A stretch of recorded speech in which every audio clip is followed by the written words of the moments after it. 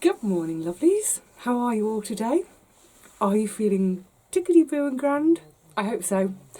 So I'm continuing on the same day that I showed you the tour of the garden.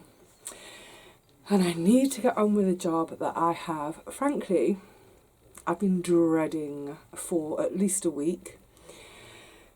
I'm dreading it because those 2 weeks I spent digging out all the beds, the ones that were covered, they were quite tough and gnarly, but not as tough and gnarly as the ones where I'd had the brassicas, i.e. the beds which had been exposed all winter.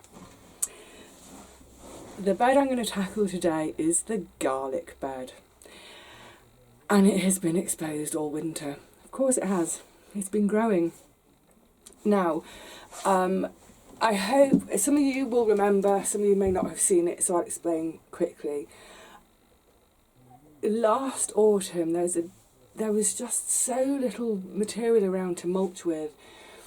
I don't know, I think the street cleaners got to the leaves before me. The leaf fall seemed later. There were no grass clippings, really struggling. But then I got my hands on this coir stuff because there's a gentleman that we use from time to time to take away scrap from the site, and he's great. He's a really nice, friendly guy, and his main job is he's one of these people that does like crime scene cleanups. I don't think he does the kind of blood and stuff like that, but that's one of his jobs. And he did a clean-up after a house was discovered to be a cannabis farm. Obviously the police took all the cannabis plants away and burnt them. Imagine being downwind that day. But in this house there were these sacks and sacks and sacks of this coir growing medium. Now it doesn't have any nutritional value whatsoever, but it's supposed to be good for adding sort of bulk and aerating soil, that sort of thing.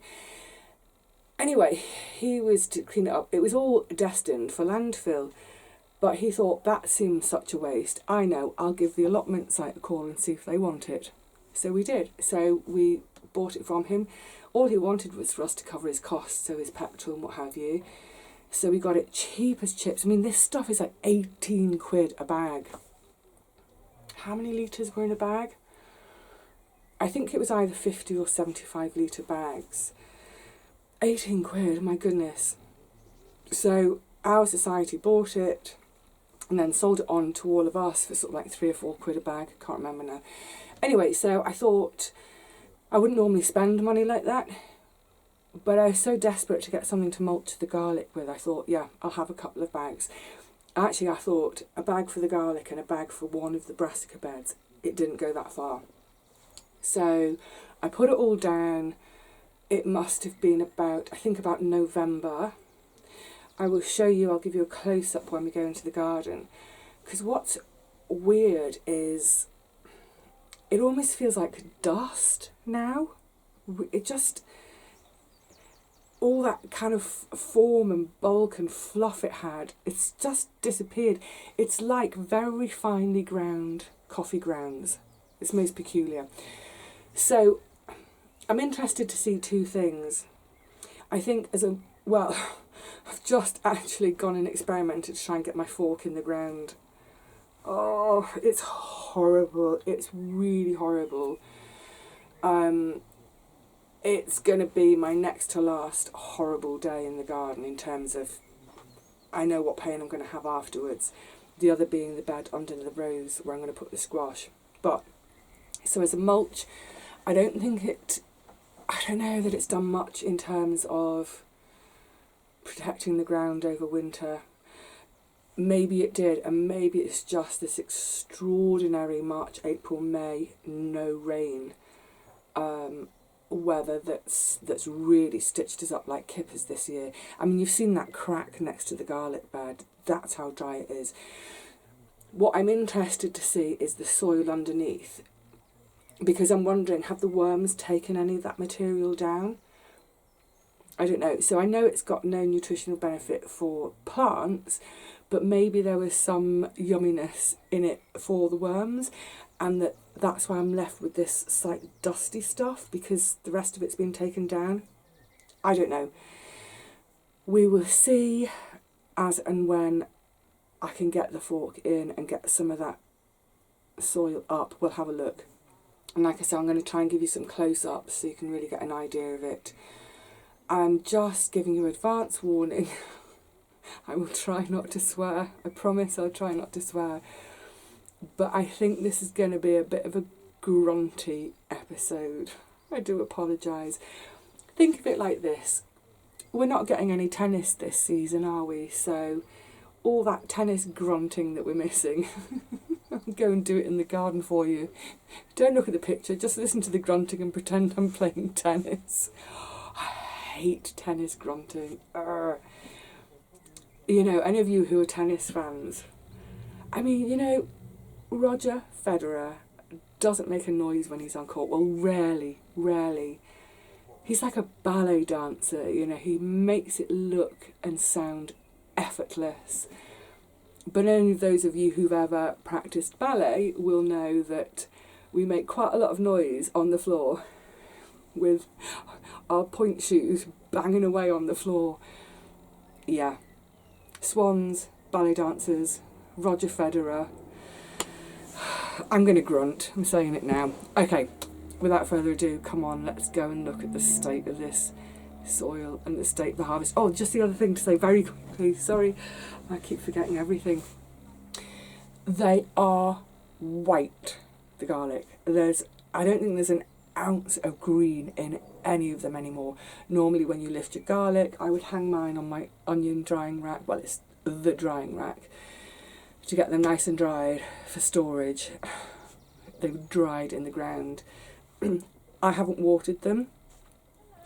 Got to about mid-April and I was playing almost a game of dare with myself of, do I water them? Should I water them? I'm wanting them to start drying. I don't know. In hindsight, I think maybe I should have watered them through March and April, stopped the watering in May. I didn't. They are crispy, crunchy. Saves on drying time. Right, there's no more putting this off. Gird your loins. Let's go and put some effort in. Okay, I'm going to see if I can give you a close-up of this. You get a sense of it. So, I mean, it's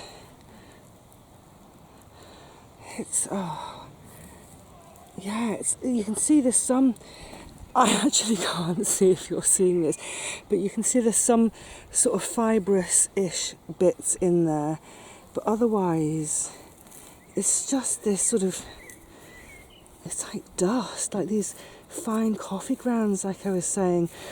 And actually, it looks, I mean, it's barely covering the soil, and I gave it a really thorough coating, as it were. I mean, I must have put it on, gosh, about 2 inches deep. And this is what I'm left with. So, yeah, don't know what. Let's have a look. The soil looks damp underneath. That'll be better for when I get into the middle of the bed for digging, but the edges are bone dry. But yeah, at least, you know, as I dig this bed over, this can be incorporated and hopefully add a bit of looseness to my soil. Right, let's not put off this moment any longer. Let's get the fork in. Right then. Semi-close-up of fork going in. Will it go in? Oh. Oh.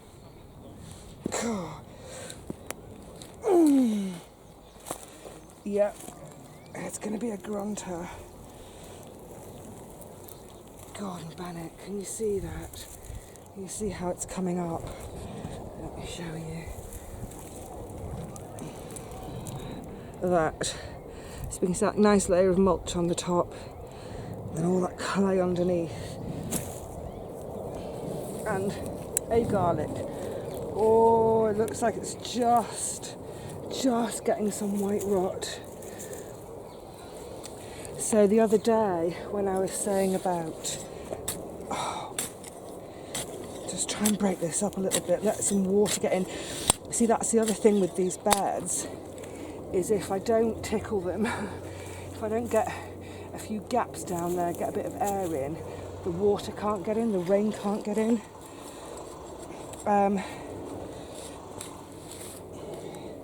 Yeah, when I was mentioning the other day about planting through the cardboard, this is the problem.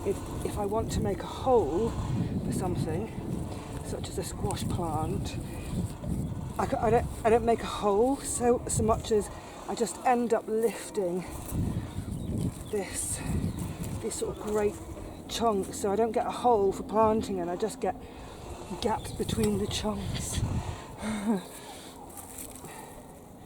Yeah, I'm sure I've mentioned it before. It's that thing of trust me, I know what my soil is like and I know what I need to do. So what I'll do today is, I'll get this harvest out, and then, because we are due, I think we're due some more, I think it's a sort of a showery week, not that's pathetic, not heavy rain, but showers. So what I will do my best to do today is, where I've got these big lumps like this, is to just, like this, just break them up a bit. And then I was thinking about trying to bash it down today and get the Flint Corn in, but I'll break it up. Then, in the week, if we get this rain, that should soften things up a lot more and make it easier for me to plant the Flint Corn. So I may hold off planting for today, and instead, yeah, there we go. There's your rock. Can you see it? That's, can you see it? There we go. That's where I like to harvest before now, normally. Yeah, so like I say, instead of thinking about getting the Flint Corn in today, I might think instead about harvesting one of last year's potatoes. Yeah, I might, if it's going to be a bit of a humpy lumpy day like this today, go all out on the humpy lumpy and maybe start the ex-celery bed under the rose bush. Oy vey. Oy vey. Mind you, is it as bad as last year? Oh look, you see what I mean? It's like San Andreas. That one is so firmly in the concrete, I can't even get it out. It's coming out clove by clove. Right, never mind. Let's just crack on and see how far we can get today.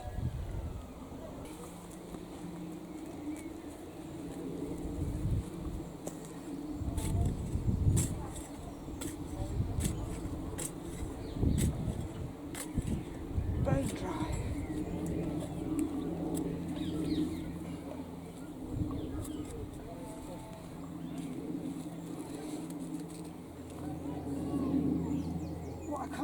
Oh, God, I mean, look at that. That slab is all the way over there. What I can't work out, what I can't see any evidence of, is if this mulch has been taken down into the soil by the worms. I mean, I think they must have done, because otherwise, where is it all?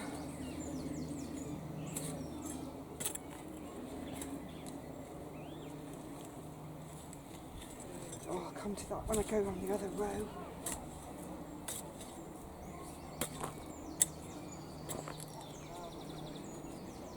Yeah. Oh, not grand. Not grand, but doable. Oh, look at the size of that slab. Oh, hello. Hello, Australia.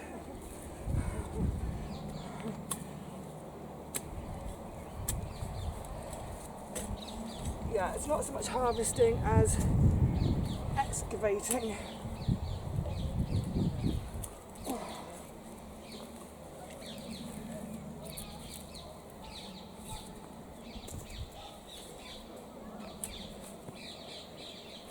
Oh, that was a bit close. Did I spear it? No.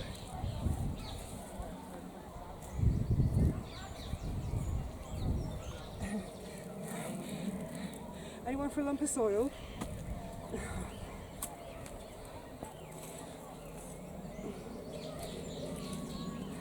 I'm looking forward to getting it this row, because that's the white garlic from Belinda. So it's, oh God, man, it's a properly bred garlic, you know, from a proper supplier, as opposed to me putting my saved cloves back in each year.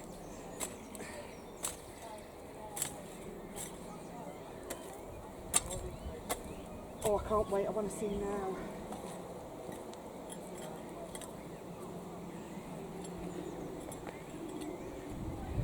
Let's have a look. Yeah, let's just stick a fork in here.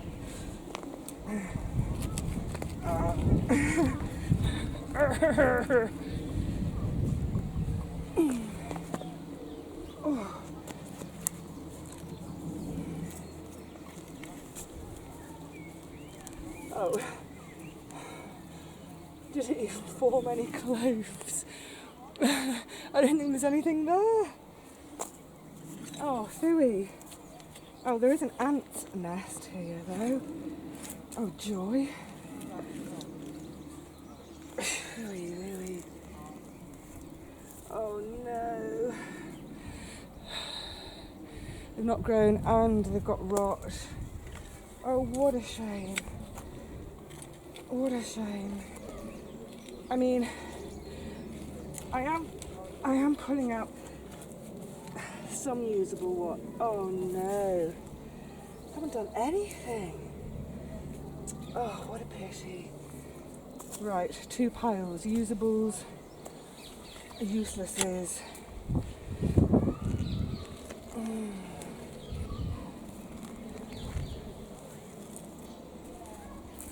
Usable.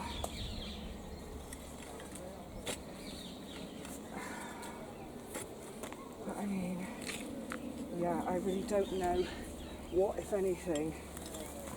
Let me see. Oh, another spot. Yeah, I don't know what, if anything, that coir did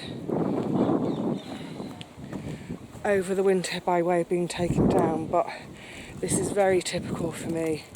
This kind of lump, and you can see, you know, if you're trying to plant something in that, there's nowhere for the roots to go. It's so solid. There's no air in there, and also, like I was mentioning a second ago, the rain cannot get into that. If I water, all that's going to happen is water's going to run off the top. So yeah, that's, you know, in the absence of being able to pile up 4 or 5 inches of compost on top to plant into, that's why I end up having to dig.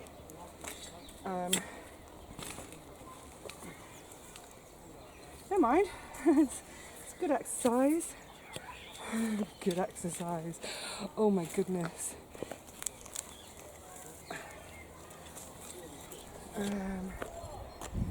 Yeah.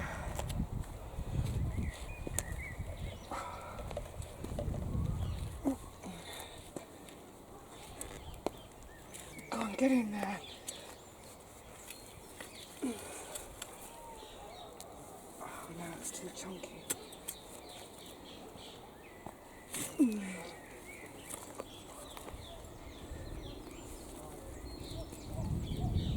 Can't get it out. Can't get it out. Oh my goodness.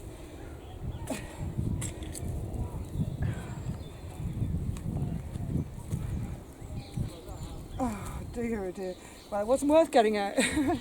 But they've got to come out anyway, so I think I'm going to shut up in a second, just focus on getting all this out. But I think what will be interesting now is obviously some of this coir stuff is going to get incorporated as I bash it all down.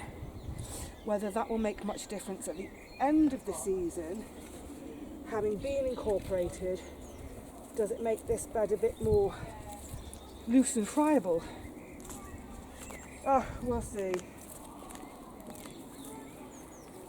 My OCD means I have to finish this side before carrying on with the t'other.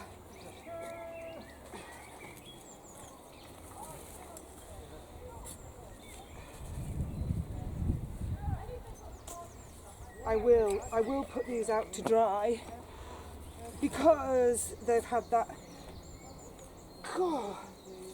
soaking overnight. Not so much the bulbs. I think the bulbs are bone dry down there, but the stemmy parts. Morning, lovely. Crikey, that was an effort. My goodness. Oh, got my glasses on. Let's pop them off a second. Reflections. Okay, so what's interesting? I've got all the garlic out now. I haven't done my barrow down the path harvest shop this year. Never mind. Most of mine, well, all of them, this is generally how they come out. Ooh, ready for your close-up. You know, they're a decent size, they're okay size. I am going to hang these to dry because the tops are really quite damp from that rain. The bulbs themselves are quite dry, but not taking any chances, they're going to go into the drying rack. So these cloves, they were from last year's harvest. I always save about 4 or 5 bulbs just for planting again. So in effect, these started sort of 6-7 years ago. Now, Belinda, God love her, very kindly sent me some fancy pants either white garlic this year. I can't remember which one it was. It's white something. They're always called white something. I've never grown proper posh garlic before. Oh, years ago I started with a couple of bulbs from my local greengrocer. I also had that French one. I brought back that violette. They're all muddled up now. So this is my first year growing a proper Isle of Wight, and they've all, you see, there's just nothing's formed. They're pencil thin when you compare it with that.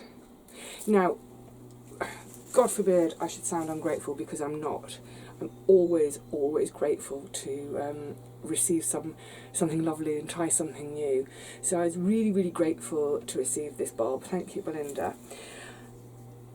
But none of them have come to anything. The vast majority of them have rotted. And what it makes me wonder is, you know, my soil is not ideal for growing garlic. They should have a nice, loose, free draining soil. And of course, we all know by now that I've got a very heavy clay soil. So, you know, this is something, especially for the newbies, you'll get into the habit of, if something doesn't work, firstly, don't be despondent, because there's always something isn't going to work in the garden. But if things don't work, don't give up with your first attempt. You know, maybe if you've tried Brussels sprouts for 6 years and still can't grow them, maybe give up. But question it. Try and have a think about why it might be. Is there something you could have done differently? Etc, etc.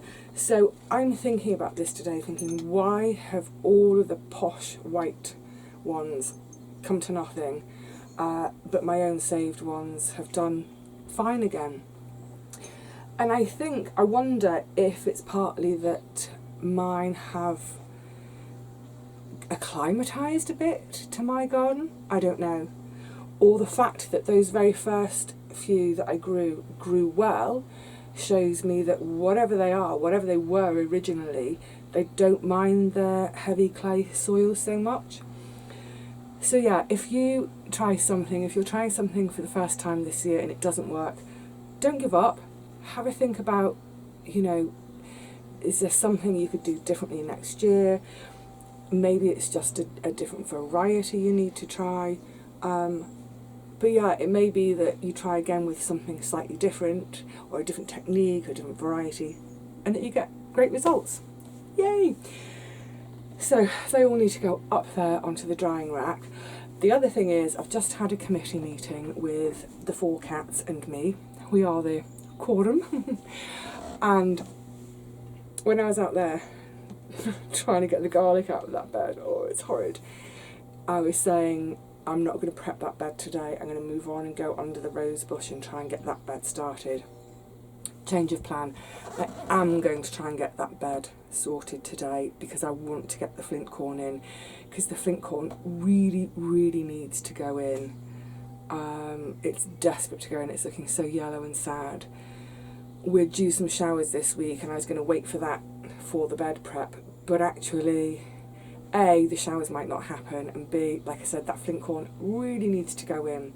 So all I've done for now, so you saw the state of it as I was getting the garlic out, and I was bashing it a little bit, so all the lumps are sort of, they're slightly smaller than a bowling ball now, and bigger than a softball. They're somewhere between a softball and a bowling ball. I've got loads of water in the rain pot from the rain we had yesterday, so I've gone along with excuse me, dusty. I've gone along with 4 or 5 cans of water. I've wet it, really soaked it. What I'm going to do now is I'm going to leave it for about half an hour or so, let that water soak in, and then it should be, I mean, it's still going to be a bit of hard work, but it should be manageable for me to bash the clods down a bit better, so that I can plant my flint corn into soil rather than gaps between boulders. So I'm going to take 5, then head back out and see if I can get that bed prepped, and then take you out and we'll plant the flint corn together. Well, this is a rare treat. Oh, another little shower. I've only half prepped that bed.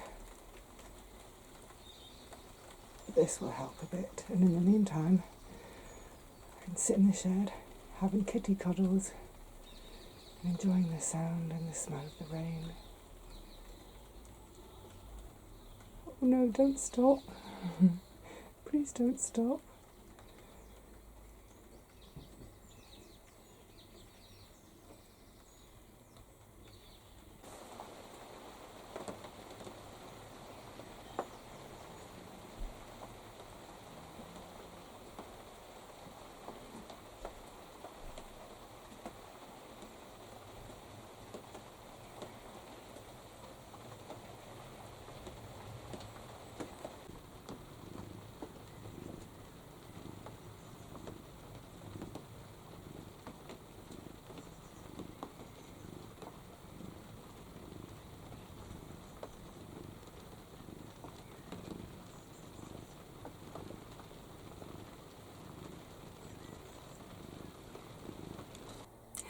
The astute amongst you will notice I'm wearing a different top.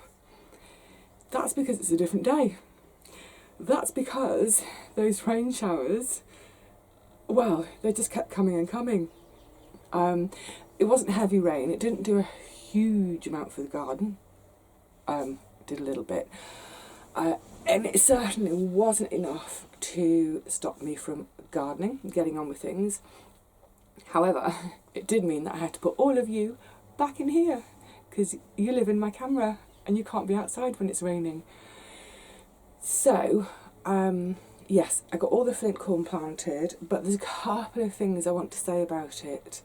I realise this is going to be a long video, sorry. There are a couple of things I want to say about it, so let's pop into the garden with the flint corn and I can catch you up on that before we finally call it a day on the garlic bed. Yay! So, I obviously continued working on the ex-garlic bed. Well, you saw what it was like, so I bashed those lumps down, soaked it, bashed them a bit more. During that process, some of the coir got worked in. It had some chicken poo worked in too. And now the lovely flint corn is all planted up. So in terms of spacing, They're about 10 to 12 inches apart in both directions. Now, flint corn, rather like sweet corn, you'll always hear people talking about planting it in blocks as opposed to rows. Mine are in rows, but those rows together form a block. It's because they're wind pollinated, and if you had just one single row of corn, if the wind was coming this way, it would blow the pollen off over onto the path. It's useless. So we want that lovely pollen from the top of the plants when it's windy and they get a shake to fall onto the tassels of each cob, because each tassel represents a kernel. We want each tassel to get pollinated so we get a nice juicy kernel. The other thing to say about flint corn is, unlike sweet corn, it's not having juicy and fresh on the cob. I grow this specifically for drying. Again, it's that thing about storage, having this food for long term. And then once it's dry and the kernels are all off, I can mill it to use as flour. It's fab. So yes, spacing, prep, they're really nitrogen greedy. So when I planted them, I was desperately trying to make some wee in the shed. Oh my goodness, I drank gallons of water, couldn't make any wee. They are looking a bit yellow, so throughout today, all day while I'm here, I'll be weeing in my bucket whenever I can, and it'll be a treat for all of these little flint corns. Final thing to say, I was mentioning this when sowing them, because they've been sown in loo rolls. You probably can't make out from there, but when you plant them, just make sure you plant the loo roll just below the surface of the soil. If it's standing proud of the soil, it acts as a moisture wick, so the moisture gets drawn up through the cardboard and then evaporates, so you're going to end up with really dry roots, and they'll hate that. So just make sure you get your cardboard underneath the level of the soil so it can't do that. Right, good, that's the flint corn. Now it's time to think about something else. I've got a little list, can't remember what's on it, but you'll see that in the next video. So until then, please look after yourselves, look after each other, make the most of your lovely, lovely garden time. If it rains, get out there and dance and sing in it. Yay! Oh, right, well, cheerio for now. Until the next one, be well everyone.